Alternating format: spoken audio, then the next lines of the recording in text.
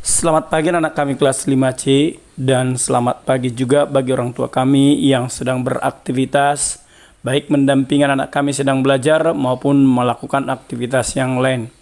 Hari ini kita akan melanjutkan materi pembelajaran kita, yaitu tema 8, lingkungan sahabat kita, subtema yang ketiga, usaha pelestarian lingkungan, muatan IPA, tentang yang pertama, kualitas air yang baik, yang kedua, dampak pencemaran air, yang ketiga, cara-cara memelihara ketersediaan air bersih. Sebelum kita lanjutkan, marilah kita berdoa yang dipimpin oleh temanmu Apriani. Bapak Ibu guru kami, saudara teman kami, sebelum kita mulai kegiatan kita masing-masing, mari kita berdoa terlebih dahulu. Nama Bapa dan Putra dan Roh Kudus. Amin. Ya Tuhan, berilah kami kepintaran agar kami bisa menjawab soal-soal yang diberikan Bapak Ibu guru kami. Ya Tuhan, berilah kami kesehatan ya Tuhan, maupun orang yang sekitar kami. Ya Allah Bapa kami di surga, ini anakmu yang gak sempurnakan ya Tuhan. Haleluya. Amin. Nama Bapa dan Putra dan Roh Kudus. Amin. Pembelajaran kita yang pertama, mengidentifikasi kualitas air yang baik untuk makhluk hidup dan lingkungan sekitar. Air merupakan salah satu sumber daya alam yang memiliki banyak manfaat bagi makhluk hidup. Makhluk hidup memanfaatkan air untuk minum dan aktivitas lainnya. Keberadaan air menjadikan bumi satu-satunya planet di tata surya yang dapat ditinggali oleh makhluk hidup. Air dapat dikatakan bersih jika memenuhi kualitas tertentu. Kualitas air adalah kondisi air berdasarkan ciri-ciri fisik, kimia, dan biologinya. Kualitas air dijadikan standar kondisi bersih dan sehatnya ekosistem dan kesehatan manusia. Seperti apa ciri-ciri air bersih? Kualitas air yang baik memiliki ciri-ciri sebagai berikut. 1. Air tidak berasa. 2. Air tidak berbau. 3. Memiliki pH netral. 4. Air tidak keruh. 5. Air tidak beracun. Kandungan air dalam tubuh manusia kira-kira 2/3 bagian atau sekitar 60% hingga 70%. Oleh sebab itu, manusia hendaknya meminum air 8 gelas sehari. Kekurangan konsumsi air bisa membuat kita dehidrasi atau kekurangan cairan tubuh. Persyaratan air untuk diminum, mencuci, dan merawat tanaman berbeda-beda. Air untuk dikonsumsi, baik diminum maupun memasak, tidak boleh berwarna, berasa, dan berbau. Untuk mencuci, lebih baik digunakan air yang tidak sadah. Apakah air sadah? Air sadah adalah air yang mengandung kalsium dan magnesium. Air sadah yang bercampur dengan sabun atau deterjen kurang menghasilkan busa untuk mengangkat kotoran, namun menghasilkan noda sampah sabun sehingga menyebabkan warna kusam pada pakaian. Berikut syarat-syarat kualitas air yang baik. Yang pertama, syarat fisika. Air tidak berasa. Air yang berasa dapat disebabkan oleh zat organik atau bakteri, cairan kimia, atau logam yang masuk ke dalam air.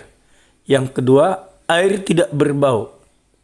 Air yang berbau biasanya disebabkan oleh pembusukan zat organik atau bakteri, atau pencemaran lingkungan oleh limbah industri. Yang ketiga, air tidak keruh dan tidak berwarna. Yang keempat, air tidak memiliki endapan. Endapan air dapat berupa kotoran atau bahan kimia yang tidak larut. Yang kedua, syarat biologi. Air tidak mengandung bakteri patogen. Yang ketiga, syarat kimia. Memiliki tingkat keasaman yang normal. Air tidak mengandung bahan kimia yang beracun. Kualitas air yang baik sangat berpengaruh terhadap kehidupan makhluk hidup dan lingkungan sekitarnya. Berikut kegunaan air bagi makhluk hidup. Yang pertama, bagi manusia. Air dimanfaatkan untuk minum, mandi, mencuci bahan makanan sebelum dimasak, dan mencuci pakaian. Yang kedua, bagi hewan. Air dimanfaatkan untuk minum, membersihkan tubuh, dan mendinginkan tubuhnya saat berkubang, seperti gajah, badak, dan kuda Nil. Ada beberapa jenis hewan juga hidup di air, misalnya ikan dan udang. Yang ketiga, bagi tumbuhan. Air dimanfaatkan untuk proses fotosintesis. Beberapa jenis tumbuhan juga hidup di air, misalnya eceng gondok. Pembelajaran kita yang kedua yaitu menjelaskan dampak pencemaran air dan upaya mengurangi krisis air bersih. Daerah perkotaan merupakan tempat yang paling banyak mengalami kesulitan mendapatkan air bersih. Hal ini karena sumur ataupun sungainya telah tercemar. Pencemaran biasanya disebabkan oleh limbah cairan industri, sampah kemasan, makanan atau minuman, sisa deterjen, dan pestisida. Dampak pencemaran air sebagai berikut. Yang pertama, sampah membuat aliran sungai tidak lancar dan berbau tidak sedap. Yang kedua, tanah yang tercemar limbah mengganggu kesuburan tanah. Yang ketiga adalah blooming alga. Sungai ditutupi oleh blooming alga. Blooming alga merupakan suatu peristiwa meningkatnya populasi alga pada suatu ekosistem. Blooming alga dapat terjadi baik di ekosistem tawar maupun di ekosistem air asin atau laut. Hal yang sering menyebabkan blooming alga adalah penggunaan pupuk yang berlebihan di lahan pertanian.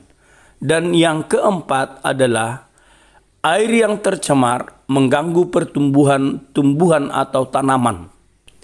Air bersih perlu dijaga dan dipelihara ketersediaannya. Antara lain dengan cara-cara berikut. Yang pertama, melakukan penghematan air dalam pemakaian sehari-hari. Yang kedua, mengadakan reboisasi atau penanaman pohon kembali.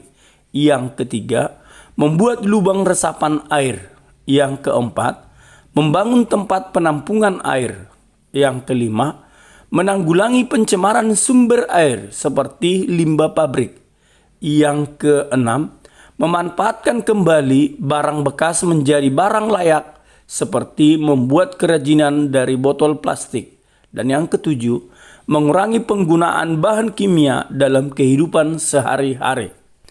Beberapa cara menghemat air. Yang pertama, mencuci pakaian dengan air yang secukupnya.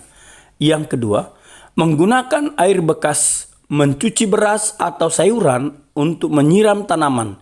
Yang ketiga, menghemat air ketika mencuci kendaraan. Demikianlah pembelajaran kita pada pagi hari ini.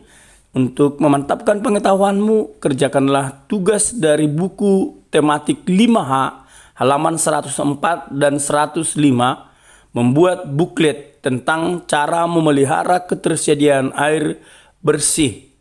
Demikianlah pembelajaran kita pada hari ini. Terima kasih, selamat pagi.